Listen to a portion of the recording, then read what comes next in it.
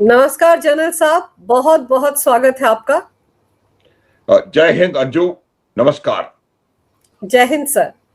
Sir, हमारे NSA Ajit Doval जी को Lokmanya Tilak award से नवाजा गया है और उस मौके पर हमारे गृह मंत्री ने उनकी जमकर तारीफ की। वैसे पड़ोसी देशों के लिए तो सर सिर्फ नाम ही काफी है अजीत डोभाल जी का। अजीत डोभाल एक ऐसा नाम है जिससे बहुत बड़े बड़े देश जो हैं उनको उनको घबराहट होती है। मैं दो तीन चीजें इनकी बताने की कोशिश करूंगा कि जिस प्रकार से इन्होंने पूर्वोत्तर भारत में के बहुत जबरदस्त तरीके से काम किया, पहली बात। दूसरी बात, जो चाइना के साथ डायलॉग है, चाहे वो बॉर्डर के ऊपर डायलॉग हो, डोकलाम का जो जो जो पूरा एपिसोड था, उसमें एक बहुत महत्वपूर्ण भूमिका अजीत डोभाल की रही। और अजीत डोभाल के पहले के भी अगर आप इतिहास देखेंगे तो IC-814 की जब हाईजैकिंग हुई थी उसमें भी उनका बहुत जबरदस्त रोल रहा था।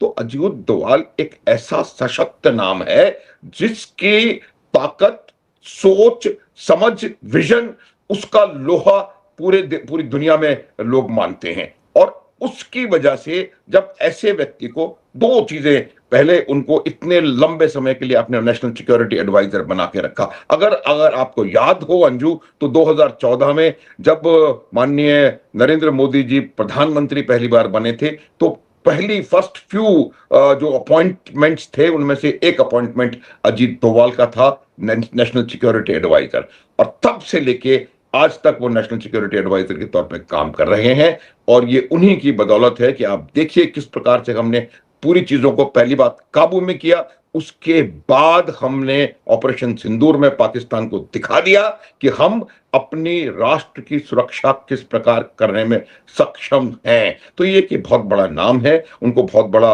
अवार्ड मिला है। एक और छोटा सा इंसिडेंट मैं आपको याद दिलाने की कोशिश करूंगा कि जब अहमदाबाद ब्लास्ट का जो जो वो इन्वेस्टिगेशन चल रहे थे, तो अजीत डोभाल ने वो इन्वेस्टिगेशन उस टाइम पे किया था।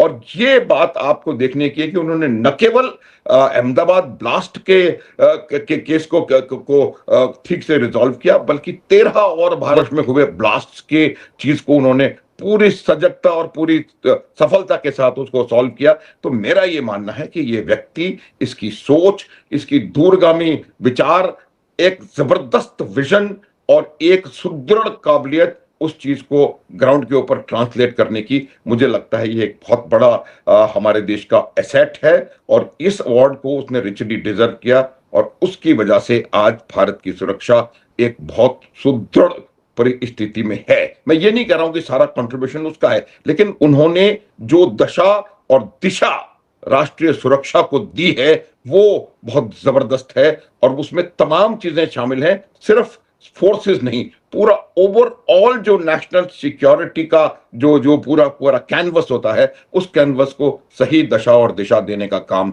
अजीत डोभाल ने किया है। लेकिन इस मौके पर जब ये अवार्ड सेरेमनी हुई तो अजीत डोभाल जी ने जो बातें कही है सर, वो बड़ी इंपॉर्टेंट है। उन्होंने कहा कि सबके लिए राष्ट्र जो है सर्वोपरि होना चाहिए, देश हित में ही काम करना चाहिए। और साथ ही साथ उन्होंने कहा कि ये देश का सौभाग्य है कि देश को पीएम नरेंद्र मोदी और अमित शाह जैसा मजबूत नेतृत्व मिला है। भारत इस समय आंतरिक बाहरी दोनों तरह की चुनौतियों से निपट रहा है। देश तेजी से आगे बढ़ रहा है, इसलिए कई विरोधी ताकतें उसकी तरक्की से परेशान है। ऐसे समय हर नागरिक को सबसे पहले सिर्फ देश हित के बारे में सोचना चाहिए। सर, आंतरिक और बाहरी खतरा है भारत को, चुनौतियां हैं भारत के सामने। आंतरिक तो हम सब जानते हैं कि वही है 0.5 फ्रंट। तो वो आधा फ्रंट है, वो आधा फ्रंट बहुत ज्यादा आवश्यक हो जाता है, क्योंकि उस आधे फ्रंट की वजह से आप देश में एक ऐसा माहौल क्रिएट कर सकते हैं जो कि देश की सुरक्षा के लिए घातक मुझे लगता है सिद्ध हो सकता है। आपको जो विदेशी हैं, जो दो फ्रंट्स हैं जिनकी बात कर लें, चाहे चीन हो या पाकिस्तान हो या शायद अभी थोड़ा बहुत बांग्लादेश भी अपना सिर उठाने का प्रयास कर रहा है, उनको हम देख सकते हैं, उनको हम अपनी शक्ति से उनको परास्त कर सकते हैं। हमने करके दिखाया है, एक बार नहीं कई बार करके दिखाया है। लेकिन समस्या तब आती है जबकि वो जो आधा फ्रंट है वो अपने उल्लू को सीधा करने के लिए कुछ भी कर गुजरने के लिए तैयार होता है। अब इस प्रकार का प्रश्न उठाना कि गृह मंत्री क्या कर रहे हैं, सिक्योरिटी एडवाइस एनएसए क्या कर रहे हैं, ये तमाम चीजें इस उस जो जो इंपॉर्टेंट काम होते हैं, देखिए गृह मंत्री मंत्री हैं, उनको पूरी आंतरिक सुरक्षा की पूरी देखभाल करने की आवश्यकता है और इस आधे फ्रंट से निपटने के लिए अपने काम काम करने की आवश्यकता है। वो हर जगह जाकर के और राहुल गांधी के हर प्रश्न का उत्तर लेने के लिए या किसी भी प्रकार की बातचीत में अपना समय बर्बाद करने के लिए नहीं है।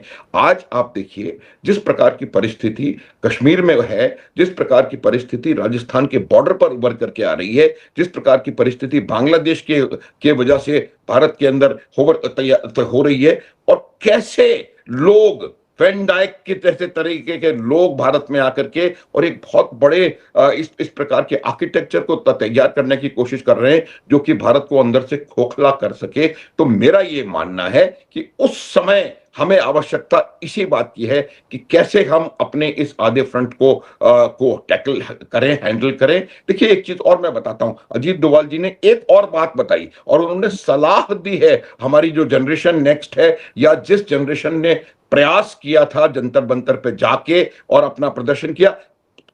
लोकतंत्र है, लोकतंत्र में किसी को भी प्रदर्शन करने की छूट है और होनी भी चाहिए, लेकिन उसमें क्या क्या हुआ वो बात देखने की आवश्यकता है। और जो बात अजीत डोभाल जी ने युवाओं को एड्रेस करके कही कि आपको जो स्वतंत्रता है या आजादी है, उसका अर्थ जो है, उसका अर्थ ये नहीं है कि आप जो मन में आए वो करें, चाहे उसका देश के ऊपर कोई भी असर हो। उन्होंने ये साफ कहा है कि जो भी काम आप करें उसमें एक चीज को सर्वोपरि रखने की आवश्यकता है, उसका नाम है राष्ट्रहित।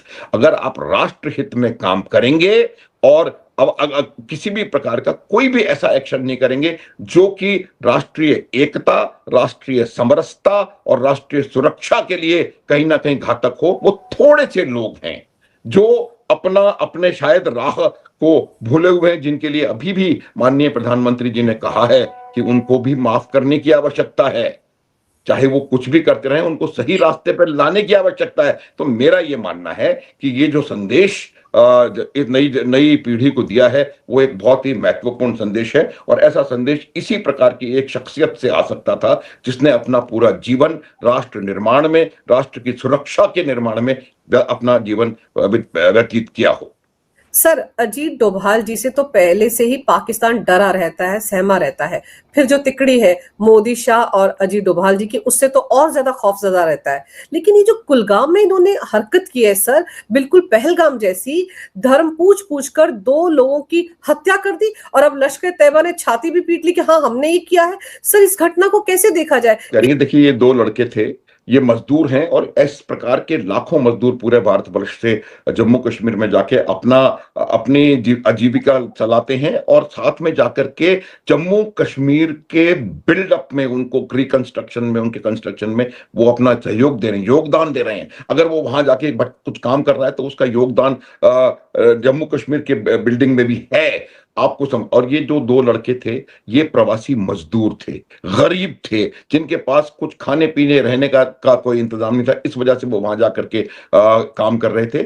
और ऐसे लोगों के ऊपर आए, उन्होंने पहले उनसे बातचीत करी है। अगर आपने देखा हो तो 3 से 4 मिनट बातचीत हुई है, उनका आधार कार्ड चेक किया गया है, और जब उनको ये देखा कि ये दोनों हिंदू हैं, बिल्कुल इस तरीके के लोग हैं जिनको जो कुछ कर नहीं सकते, और इनके जैसे लाखों लोग वहां पर जम्मू कश्मीर में काम कर रहे हैं, इस प्रकार का एक हमला, इस प्रकार के 2 कायराना तरीके से 2 मजदूरों को, प्रवासी मजदूरों को मार देना, इससे एक बहुत गलत मैसेज पूरी की पूरी इस प्रकार की फ्रेटर्निटी में जाता है। और मैंने कई इंटरव्यूज देखे हैं, बहुत सारे लोग हैं जो कि अब यहां से निकलना चाहते हैं। तो इससे इवेंचुअली जम्मू कश्मीर को ही नुकसान हो रहा है, और पाकिस्तान यही चाहता है कि जम्मू कश्मीर के विकास में रोड़े लगें, जम्मू कश्मीर की प्रगति में नुकसान हो, ताकि जो हाल उसने पीओजेके का किया है वही हालात, वही तस्वीर यहां पर भी उभर करके आए। लेकिन बात सिर्फ बिल्कुल उल्टी है, और इनफैक्ट जो पीओजेके में अभी चल रहा है उसकी वजह यही है कि 75-72 साल तक पाकिस्तानियों ने उनके हाथ में हथियार थमा करके यही कहा कि कश्मीर में उधर ये हो रहा है, वो हो रहा है, ये हो रहा है, वो हो रहा है, वहां कुछ नहीं है, अंधेरा है। अब जब लोगों को दिखाई दे रहा है किस प्रकार का विकास खास करके पिछले 10-12 सालों में जम्मू कश्मीर में हुआ है, कैसे वहां पर हर तरह की चीजें मुहैया हैं, कैसे वहां पर 150 की रफ्तार से वंदे भारत की ट्रेन चल रही है, medical colleges, engineering colleges, AIIMS, IITs, IIMs, tunnels, हजार चीजें, करोड़ों सैलानी, ये जब दिखाई दे रहा है तब उनको लग रहा है कि अभी तक जो पाकिस्तान ने हमारे साथ किया वो एक बहुत गलत काम था और पाकिस्तान ने कभी भी उनको अपना नहीं माना।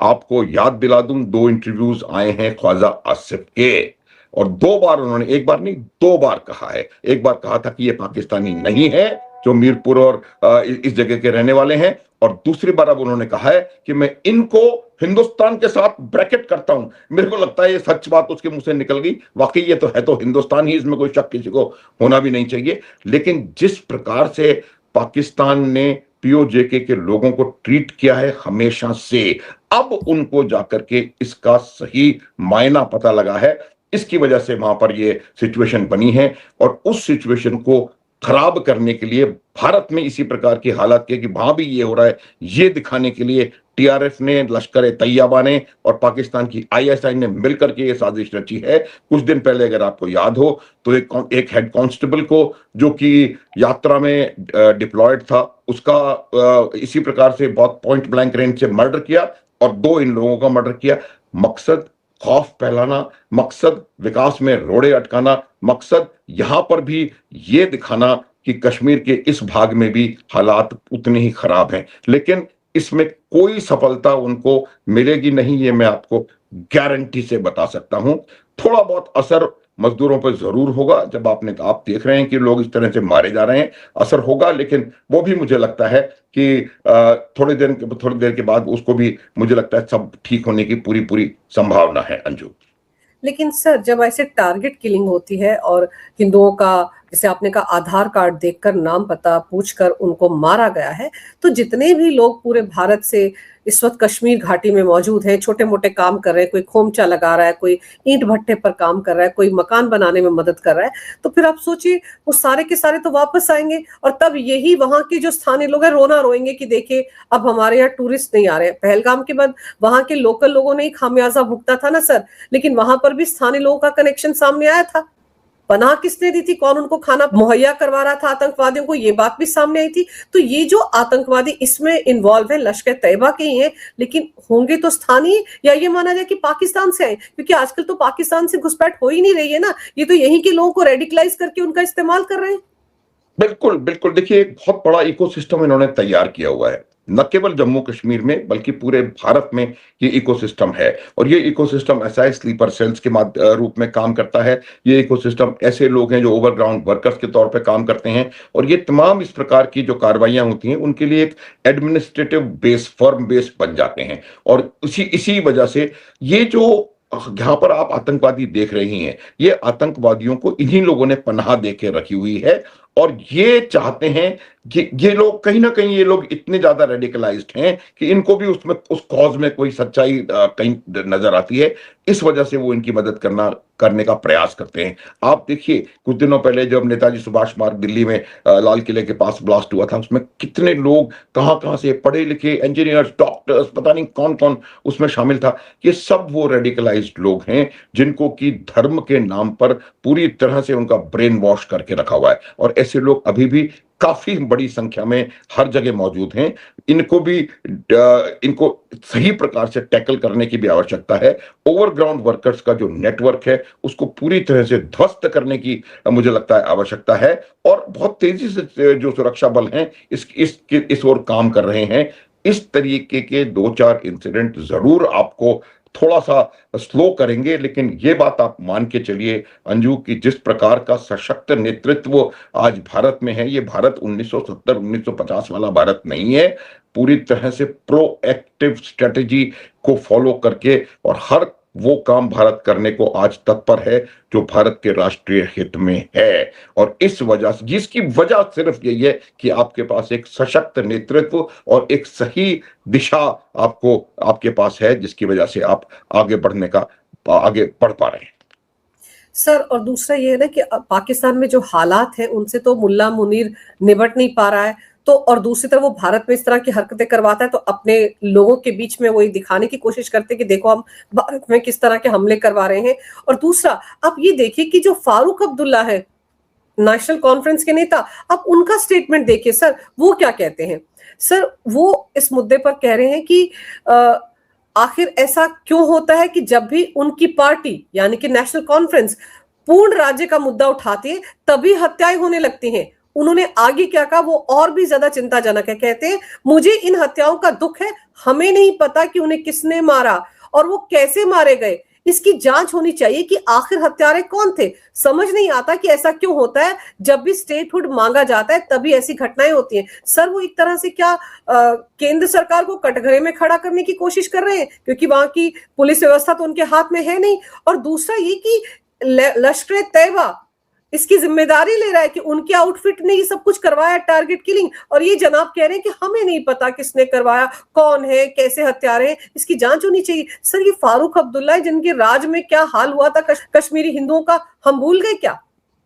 ये बिल्कुल आप ठीक कह रहे हैं। देखिए, फारूक अब्दुल्ला एक ऐसी ऐसी ऐसी चीज है जिसको कि राष्ट्र हित से कोई भी दूर दूर तक लेना देना नहीं है। ये फारूक अब्दुल्ला वही है जो हमेशा से पाकिस्तान के साथ बातचीत का एडवोकेट बना हुआ रहा है। ये फारूक अब्दुल्ला वही है जिसके टाइम पे आपने बिल्कुल सही पॉइंट आउट किया कि जिसके टाइम पर हिंदुओं के पूरा पलायन जो हुआ है 1990 की घटना, जिसका कि कोई पैरेलल पूरी दुनिया में शायद कहीं आपको मिलेगा नहीं, वो इसके समय पर हुआ है। फारूक अब्दुल्ला की जो विचारधारा है वो हमेशा से इसी प्रकार की रही है। और अगर ऐसे समय में वो ये कह सकते हैं कि हमें मालूम नहीं किसने इनके ऊपर हमला किया है, जबकि लश्कर ने इसको एक्सेप्ट कर लिया है कि हमने करवाया है, तो आप इनकी जो मंशा है उसको समझ सकते हैं। उनका मकसद सिर्फ यही है। और जो पूर्ण राज्य की बात कर रहे हैं, ये पूर्ण राज्य की बात के का इन इन इन चीजों से कुछ लेना देना मुझे लगता है नहीं है। क्योंकि हत्या कब हुई, किस तरह से,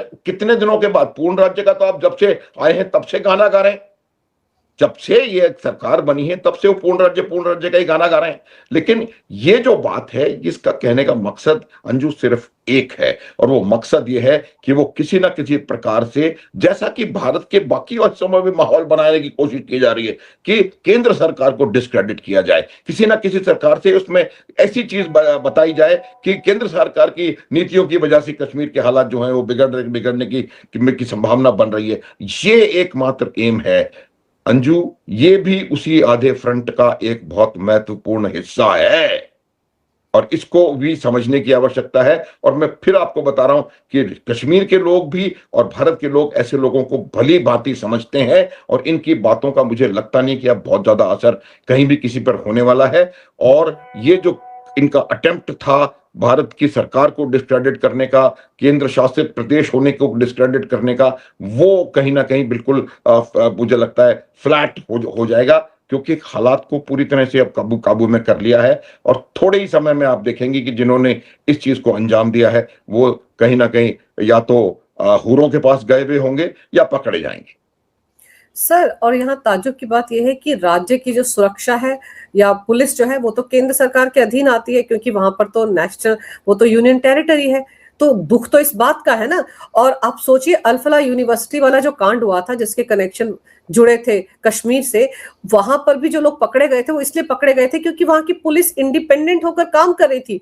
वहां के स्थानीय राजनेताओं का या वहां के मुख्यमंत्री या वहां के किसी नेता का कोई दखल नहीं है पुलिस के कामकाज में, इसलिए पूरा का पूरा नेटवर्क पकड़ा गया था जिसमें वो भारी तादाद में सर अमोनियम नाइट्रेट इकट्ठा किया गया था। याद कीजिए वो जो दिल्ली में धमाका हुआ था जिसका जिक्र आपने किया लाल किले पर, उसके तार कश्मीर से तो मिले थे और वहां की पुलिस ने ही ढूंढा था वो सारा मामला, उन्होंने तहकीकात की थी। वो तभी संभव हो पाया था ना जब वहां पर जो पुलिस है वो केंद्र सरकार के केंद्रीय गृह मंत्रालय के अंडर आती है। अंजू बिल्कुल सही कहा आपने। ये जो परिवर्तन कश्मीर में आपको दिखाई दे रहा है उसकी वजह यही है कि जो लोग पहले आतंकवादियों को संरक्षण देते थे, साथ में नहीं कहूंगा, संरक्षण देते थे, उनको पनाह दिया करते थे, उन लोगों के हाथ से वो ताकत थोड़ी की खींच ली गई है, जिसकी खींच भी उनको है और जिसकी वजह से आज आप कश्मीर के हालात सुधरते हुए देख रहे हैं। ये मैंने कश्मीरी लोगों के मुंह से सुना है कि कश्मीर में इस प्रकार की चीजों को करने का श्रेय जो है वो भारत के जो सेंट्रल गवर्नमेंट है उसको, मैं खुद के इंटरेक्शंस हैं वहां के लोगों के साथ, ग्रास रूट लेवल के लोगों के साथ, वो सब फिर वो सब इस बात को मानते हैं कि जिस प्रकार का नेतृत्व और जिस प्रकार का सशक्त जो का इम्प्लीमेंटेशन पॉलिसीज का कश्मीर में हो रहा है केंद्र सरकार की वजह से, वही कारण है कश्मीर के विकास का, वही कारण है कश्मीर की प्रगति का, और उसी कारण से पाकिस्तान में और पाकिस्तान परस्त वो नेता जो भारत में मौजूद हैं उन पर बहुत बुरा असर हो रहा है। लेकिन एक बात याद रखें कि जिस तरीके से जो जिस भाषा में आगे आएगा, जिस भाषा में बात करेगा, उसको जवाब उसी भाषा में सही समय पर सही प्रकार से दे दिया जाएगा, इसका मुझे कोई संदेह नहीं है। सर, पीओजेके में आप सोचिए कितने सारे लोग मारे गए हैं। किस तरह से वहां पर मुल्ला मुनीर की आर्मी, वहां के रेंजर्स या पंजाब पाकिस्तान के अलग अलग हिस्सों से आए हुए पुलिसकर्मी वहां के लोगों पर कहर बरपा रहे हैं। उस पर एक शब्द नहीं बोलते हैं कश्मीर घाटी के नेता। फारूक अब्दुल्ला भी खामोश है, लेकिन हाँ, ईरान में अगर वहां पर हमले हो रहे हैं तो उससे इनको दर्द होता है। उसके लिए तो पैसा और कपड़े भांडे इकट्ठा करके वहां भेजने की फिराक में रहते हैं। आप सोचिए कि पाकिस्तान जो हरकतें कर रहा है पीओजेके में, वो भी तो एक तरह से भारत को उकसाने वाली हरकतें हैं ना। और उसमें सिर्फ मुल्ला मुनीर का दिमाग हो ऐसा नहीं है, उसमें तो सीआईए अमेरिका इनका दिमाग भी होगा ना, क्योंकि भारत को परेशान करना ही इनका एकमात्र मकसद है। बिल्कुल बिल्कुल अंजू, आप सही कह रही हैं। न केवल पीओजेके में, ये बात बिल्कुल साफ है कि जो श्रीलंका में हुआ, जो बांग्लादेश में हुआ, जो नेपाल में हुआ, जो पीओजेके में हो रहा है या पाकिस्तान में और कहीं हो रहा है, उसका मकसद सिर्फ यही है कि एक चीज बिल्कुल साफ है कि वहां पर लोगों ने बजट अलोकेट करके रखे हुए हैं भारत में अस्थिरता फैलाने के लिए, भारत की सरकार को गिराने के लिए। जॉर्ज सोरोस ने बिलियंस ऑफ डॉलर्स उन्होंने इस चीज के लिए रख रखे हैं, और उसका एक तरीका यह भी है कि भारत के नेबरहुड में इतनी अराजकता फैलाओ, इतना अस्थिर उसको करो जिसका डायरेक्ट इंपैक्ट होगा।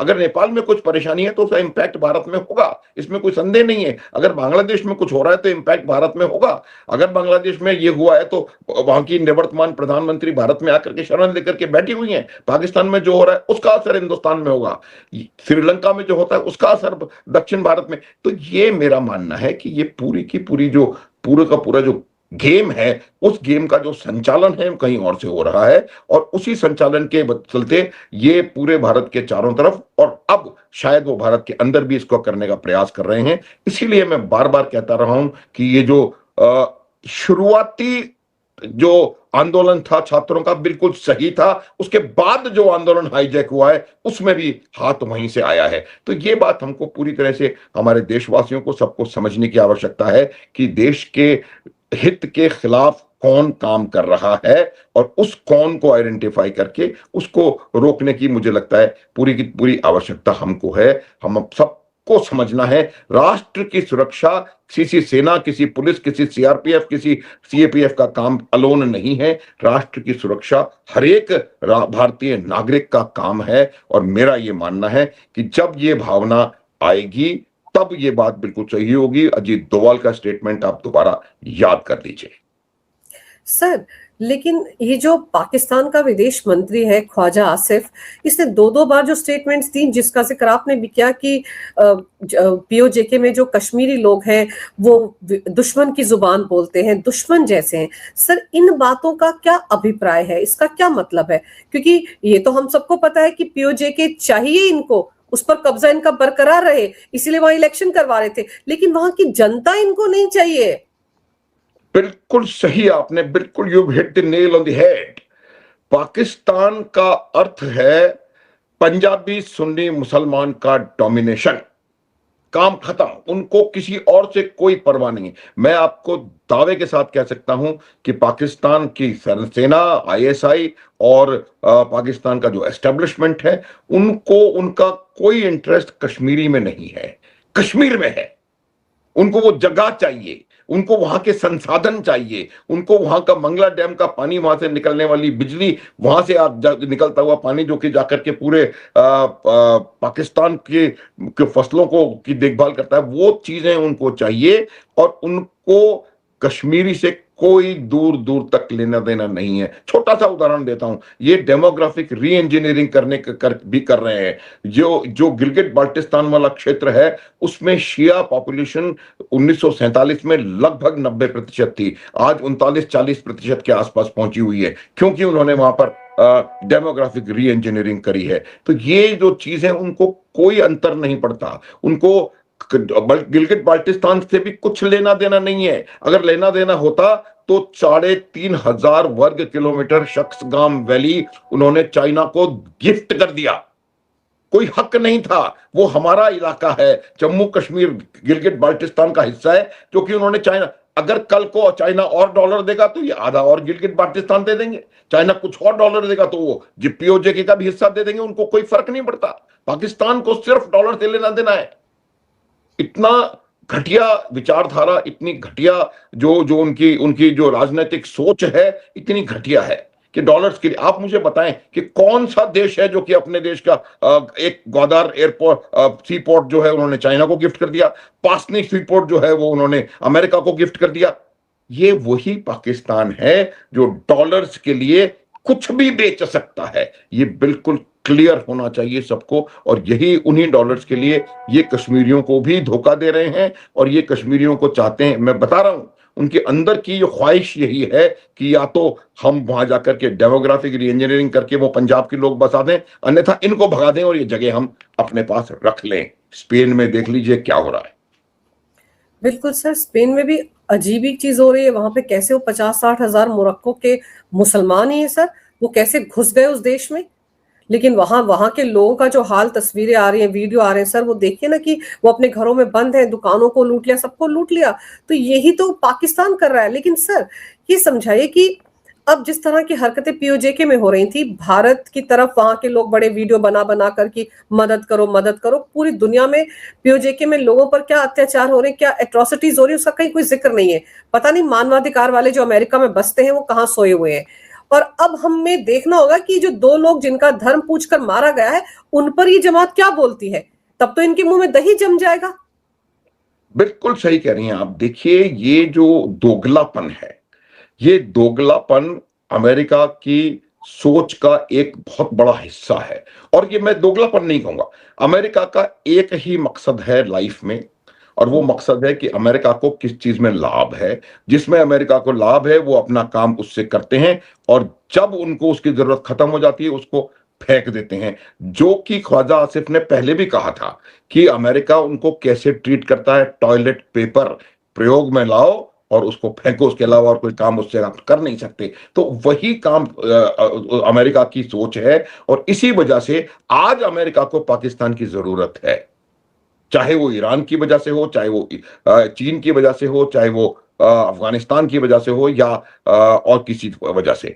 तो चूंकि उनको पाकिस्तान की आवश्यकता है, तो पाकिस्तान में 150 मरेंगे तो उनको दिखाई नहीं देगा, और भारत में एक जंतर मंतर पे 4 नारे लग जाएंगे तो उसकी पूरी न्यूयॉर्क टाइम्स और वॉशिंगटन पोस्ट और नेशनल हेराल्ड, पूरी दुनिया के अखबारों में सुर्खियां बन जाएंगी। ये सब एक सोची समझी साजिश है अंजू, और ये साजिश भारत के खिलाफ की जा रही है, और इस साजिश का बहुत बड़ा हिस्सा भारत के अंदर रहता है।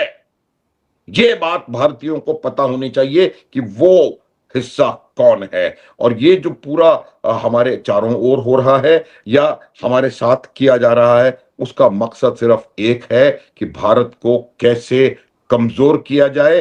भारत की जो ग्रोथ रेट आज भी 7.5% के आसपास है, उसको कैसे रोका जाए, भारत को एक आर्थिक शक्ति बनने से कैसे रोका जाए। और ये रोकने का काम वही कर रहे हैं जो कि स्पेन में 60,000 लोगों के आने के बाद भी ह्यूमन राइट्स की बात करेंगे, उसके बाद भी इन्हीं लोगों के राइट्स की बात करेंगे। इन्होंने और आप देखिए कि ये अचानक से नहीं हुआ है, अचानक से नहीं हुआ है।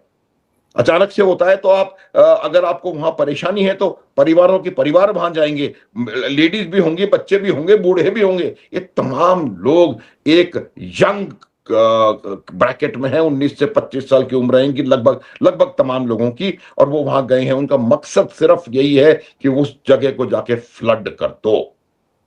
ऐसा ही इटली के आइलैंड के साथ भी हुआ था। हम लोग डाइग्रेस हो जाएंगे, उसके बारे में कभी और बात कर सकते हैं, लेकिन मेरा ये मानना है कि अगर इस प्रकार की कोई सिचुएशन भारत में भी होती है तो वो संभावना को आप नकार नहीं सकते कि हमारे अंदर से ऐसे लोग कहीं निकल करके आ जाएंगे, झंडे लेकर के खड़े हो जाएंगे कि इन लोगों के मानवाधिकार की क्या की बात करने शुरू कर देंगे, इनके ऊपर रीले बनानी शुरू कर देंगे और ये कहेंगे कि भाई ये तो हमारे गेस्ट हैं और ये होना चाहिए और इनके साथ वो होना चाहिए। इस प्रकार के लोग जो भारतवर्ष में हैं, उनसे बड़ा भारत का शत्रु कोई नहीं है। ये बात हमें ध्यान रखने की आवश्यकता है। जी हालांकि हमारे जो बॉर्डर्स हैं बहुत सिक्योर्ड हैं, नेतृत्व सशक्त है, इसलिए इस प्रकार की कोई चीज होने की संभावना नहीं है। लेकिन अगर हो गया तो उनके समर्थन में कोई ना कोई आके जंतर मंतर पे डेफिनेटली बैठेगा। सर, इसी देश की तो राजनीतिक पार्टियां हैं जो वो जो 5-6 करोड़ घुसपैठिए भारत में घुसे थे 1970-71 के बाद भी और अब तक घुसे आ रहे हैं, उनको उनके लिए छाती पीटती हैं सर, उनके अधिकारों की बात करती हैं, वो उनको वोट देने का अधिकार होना चाहिए, ये सारी बातें होती हैं। लेकिन सर, जिस तरह से अजीत डोभाल जी ने कहा कि देश में आंतरिक और बाहरी कई चुनौतियां हैं, तो उन्होंने एड्रेस कर दिया है पीओजेके में जो कुछ हो रहा है उसके लिए। उन्होंने बता दिया है, भारत के अंदर जो लोग रायता फैला रहे हैं उनको भी एक तरह से चेतावनी दे दी है और पाकिस्तान तक भी उनकी आवाज पहुंच गई होगी कि भारत किसी भी तरह की चुनौती से निपटने के लिए पूरी तरह सक्षम है। तो अब देखते हैं कि ये जो कुछ हुआ है, जिस तरह से 2 लोग मारे गए हैं जिनको कि धर्म पूछ कर मारा गया, उस पर अमेरिका का क्या रिएक्शन आता है और ये जो मानवाधिकारों के लिए छाती पीटने वाले हैं उनका क्या रिएक्शन आता है। लेकिन सर, आपने समय निकाला, बहुत विस्तार से इस विषय पर बहुत अहम जानकारी मेरे दर्शकों को दी। आपका बहुत बहुत धन्यवाद। नमस्कार। भारत माता की जय। वंदे मातरम। जय हिंद। जय हिंद। जय भारत। जय भारत।